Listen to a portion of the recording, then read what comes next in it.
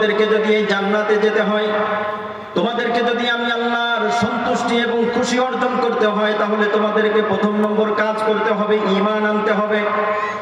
আমরা রব্বুল আলামিনের কাছে যদি জিজ্ঞাসা করি, ও রব্বুল আলামিন আপনার সন্তুষ্টি অর্জনের জন্য, ও রব্বুল আলামিন আপনার দাসত্ব কি পরিমাণে করব, ও রব্বুল আলামিন আপনার খুশি অর্জনের জন্য, জাহান্নাম থেকে বাঁচার জন্য, জান্নাতে যাওয়ার জন্য আমরা কেমন ঈমান আনবো এবং কেমন কাজ করব। রব্বুল আলামিন বর্ণনা করলেন, তোমাদের জন্য প্রথম নম্বর কাজ হলো দাসত্বের প্রথম নম্বর সূরাত এবং সিস্টেম হলো, আমি রব্বুল আলামিনের জন্য তোমরা তাওহীদে বিশ্বাসী হবে, তোমরা আমি আল্লাহর জন্য শাহাদাতের বিশ্বাসী হবে। তোমরা বলবে আশহাদু আল্লা ইলাহা ইল্লাল্লাহু ওয়া আশহাদু আন্না মুহাম্মাদান আবদুহু ওয়া রাসূলুহু। আমি আল্লাহর জন্য তোমরা সাক্ষ্য দেবে যে আমি আল্লাহ ব্যতীত অন্য কোনো মাবুদ নেই, ইলাহ নেই। তোমরা সাক্ষ্য দেবে যে আমার পক্ষ থেকে যত আম্বিয়া আলাইহিস সালাম দুনিয়াতে গিয়েছে, তাদের মধ্যে সর্বোন্নত সর্বশ্রেষ্ঠ মহামানব, সর্বকালের মহামানব মুহাম্মাদুর রাসূলুল্লাহর প্রতি তোমরা সাক্ষী দিবে। তাহলে তোমাদের জন্য প্রথম নম্বর এই কাজটি যদি তোমরা সম্পূর্ণ করতে পারো, আমি রব্বুল আলামিন তোমাদের উপরে খুশি হয়ে যাব। সুবহানাল্লাহ। আমরা যদি রব্বুল আলামিনের কাছে জিজ্ঞাসা করি, ওগো রব্বুল আলামিন আপনি আয়াতে কারিমার মাঝে বর্ণনা করলেন, ইন্নাল্লাযীনা ক্বালু রাব্বুনাল্লাহ সুম্মা ইসতাকামু তাতানাজ্জালু আলাইহিমুল মালায়েকা আল্লা তাখাফু ওয়া লা তাহজানু ওয়া আবশিরু বিল জান্নাতিল্লাতী কুনতুম তুআদুন। ওগো রব্বুল আলামিন আপনি কিছু বিশেষ মুমিন বান্দা এবং ঈমানদারদের কথা তো এমন আলোচনা করলেন যাদের কাছে আপনার রহমতের ফেরেশতা আসে। ওগো আল্লাহ আমরা কিভাবে সেই কাতারে যেতে পারি, সেই মুমিন হতে পারি? রব্বুল আলামিন তার সলিউশন এবং বর্ণনা করলেন, তোমাদের জন্য যদি এমন আমি আল্লাহর পক্ষ থেকে রহমতের ফেরেশতা পেতে চাও, এমন বরকত এবং কল্যাণ অর্জন করতে চাও, তাহলে তোমাদের জন্য প্রথম নম্বর কাজ হলো ঈমান পাকা করো। কথা বলেন ঠিক কিনা? তোমরা তোমাদের ঈমানকে পরিপক্ক করো, এমন ঈমান আনবে যে ঈমানের প্রতিফল স্বরূপ আমি আল্লাহ খুশি হয়ে তোমাদের জন্য দুনিয়াতে রহমতের ফেরেশতা প্রেরণ করব। সুবহানাল্লাহ। আমি আল্লাহ তোমার প্রতি, তোমার কর্মের প্রতি, ঈমানের প্রতি এমন খুশি হয়ে যাব যে তোমার জীবদ্দশাতেই, তোমার মৃত্যুর সময় আমি আল্লাহ তোমার জন্য রহমতের ফেরেশতা প্রেরণ করব। আমরা যদি প্রশ্ন আল্লাহর কাছ থেকে পুরস্কার পেতে চাই, রব্বুল আলামিন বললেন তোমাদের জন্য প্রথম নম্বর কাজ হলো ঈমানকে পাকা করো। রব্বুল আলামিন ঘোষণা করলেন, ইন্নাল্লাযীনা ক্বালু রাব্বুনাল্লাহ সুম্মা ইসতাকামু তাতানাজ্জালু আলাইহিমুল মালায়েকা। তোমরা যদি ঈমানকে পরিপূর্ণ করতে পারো, পাক্কা করতে পারো, আমি আল্লাহ তাআলা দুনিয়াতে তোমাদের জন্য আমার পক্ষ থেকে রহমতের ফেরেশতা প্রেরণ করব। সুবহানাল্লাহ। এই আয়াতের উপরে আমরা যদি এখন জানতে চাই, আল্লাহ আমরা তো প্রত্যেক বান্দাই চাই যে আমরা এমন ঈমানকে পাকা করব, মজবুত করব, তোমাকে খুশি করব যে তুমি আল্লাহ আমার প্রতি খুশি হয়ে আমার জীবদ্দশাতেই আমার জন্য রহমতের ফেরেশতা প্রেরণ করো। তাহলে আল্লাহ আমরা তোমার কাছে জানতে চাই, আপনার কাছে জানতে চাই সেই ঈমানের মাপকাঠি কেমন হবে। তাহলে এবার আপনার এই প্রশ্নের উত্তরে আপনার এই ফজিলত এবং পুরস্কার পাওয়ার জন্য আপনাকে কোরআনের কিছু ঘটনা শুনে আসতে হবে, গল্প শুনে আসতে হবে যে কেমন ঈমান আপনার যদি অর্জন হয়, যে ঈমানের কারণে আল্লাহ রব্বুল আলামিন আপনার জন্য আসমান থেকে বিশেষ স্পেশাল রহমতের ফেরেশতা প্রেরণ করবেন এবং আপনার জন্য জীবদ্দশাতেই আল্লাহ তাআলা জান্নাতের সুসংবাদ দিবেন। সেই ঈমান আনার জন্য আপনাকে পিছনের থেকে ঘুরে আসতে হবে যে সেই ঈমান কেমন ঈমান।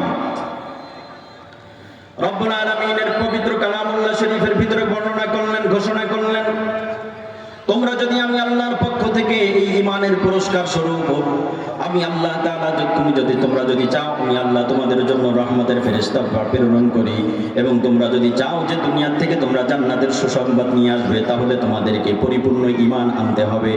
ওগো রব্বুল আলামিন আমরা আপনার কাছে জানতে চাই আমরা ঈমান আনবো, কেমন ঈমান আনবো?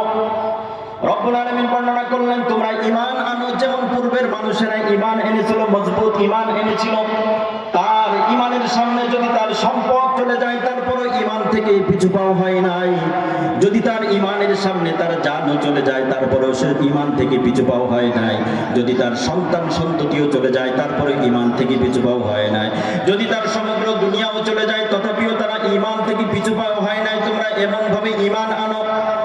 ওয়াইদা কিলা লাহুম আমিনু কামা আমানান নাস, যেমন ভালো ব্যক্তিরা সৎ ব্যক্তিরা আমি আল্লাহর প্রতি ঈমান এনে আমাকে খুশি করে গেছে এবং আমি আল্লাহ তাদেরকে জীবদ্দশাতেই খুশি করেছি, তেমন ঈমান আনো।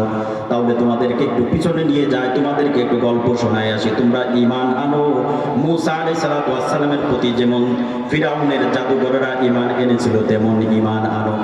এই দুনিয়ার মানুষ তোমরা একটু লক্ষ্য করো, তোমাদেরকে কোরআনের ঘটনা শোনাই। কোরআন পবিত্র কালামুল্লাহ শরীফের মাঝে রব্বুল আলামিন বিভিন্ন জায়গায় ঘটনা বর্ণনা করেছেন। সাইয়্যিদুনা মূসা আলাইহিস সালাতু ওয়াস সালামের ঘটনা। তৎকালীন সময়ের ভিতরে দুনিয়ার মধ্যে সবথেকে ক্ষমতার এবং জনবলের ভিতরে পাওয়ারফুল ব্যক্তি ছিল ফিরাউন।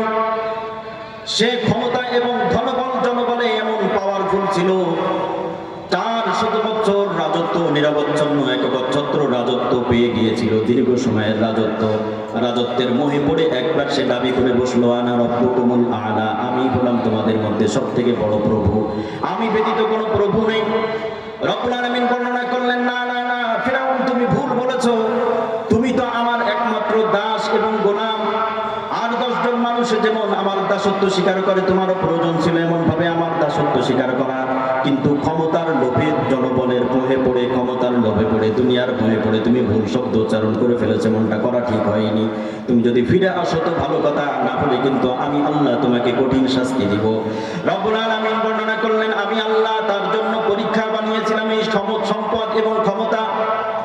আমি আল্লাহ তাকে পরীক্ষা করার জন্য দিয়েছিলাম যে সম্পদ পেয়ে, ক্ষমতা পেয়ে, জনবল এবং ধনবল পেয়ে আমি আল্লাহর পথে থাকে নাকি সে বিমুখ হয়ে যায়, সে খারাপ পথে চলে যায়। আমি আল্লাহর পক্ষ থেকে এই প্রশ্নে, এই পরীক্ষায় ফিরাউন একেবারেই উত্তীর্ণ হতে পারে নাই, সে কঠিন বিপদে পড়ে গিয়েছিল। ফিরাউন একবার তার কত গণকের কথা অনুযায়ী আদেশ দিল, আমার রাজ্যের ভিতরে আজ থেকে যত ছেলে সন্তান জন্মগ্রহণ করবে তাদের একজনকেও জীবিত রাখা হবে না, প্রত্যেককে হত্যা করা হবে। তাফসীরের কিতাবের ভিতরে লেখে, এই গণকের কথা শুনে ফিরাউন এবং তার দলবল মিলে 70,000 থেকে কোনো বর্ণনায় এসেছে 6 লক্ষ পর্যন্ত নবজাতক ছেলে সন্তানগুলোকে হত্যা করে ফেলেছিল। কিন্তু রব্বুল আলামিন বর্ণনা করলেন, আমি তোমাকে সাহায্য করার জন্য আমার নবী প্রেরণ করব, এবং শুধু প্রেরণই করব না, কারণ আমি আল্লাহ তোমার ঘরের ভিতরে আমার নবী মূসাকে লালন পালন করব। সুবহানাল্লাহ। আমি শুধুমাত্র মূসাকে দুনিয়াতেই পাঠাবো এমন না, বরং আমি মূসাকে তো দুনিয়াতে প্রেরণ করবই এবং তাকে লালন পালনের দায়িত্ব তোর ঘাড়ে ন্যস্ত করব।